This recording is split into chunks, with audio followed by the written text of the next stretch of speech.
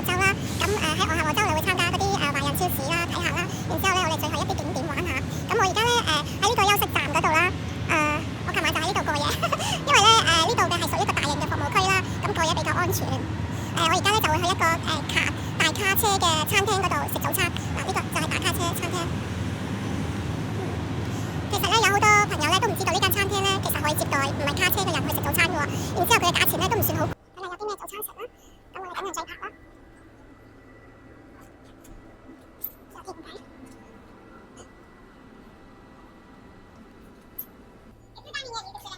sorry。今日食好大份早餐嘅。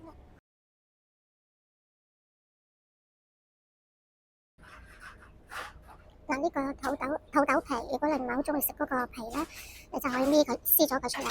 咁樣我最近喺度減肥啦，咁我就點一個土豆皮啦，唔好食咁多澱粉啦。咁佢入邊咧就會有牛肉碎啦、培根啦、芝士啦，咁要配一個呢個酸嘅yogurt啦，咁搭配食，咁都幾健康㗎。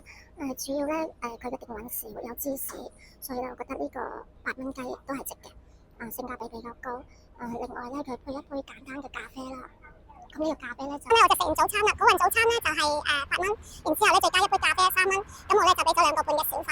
咁整體嚟講咧，我覺得都係性價比比較高嘅。咁如果有機會咧去到高速嗰陣時咧，唔一定係選擇嗰啲即食快餐係咪？咁你可以去返一啲正規嘅餐廳，例如呢個大貨車嘅餐廳，咁佢都係對外營業嘅。咁你哋咁樣咧就可以入去嘗試下唔同嘅美食。咁我今日點嗰個咧，我覺得都仲係抵嘅，因為我最近喺度減肥，我就唔想食咁多澱粉，所以我就點咗個土豆皮啦。咁好啦，如果中意大美嘅頻道，記得點讚關注。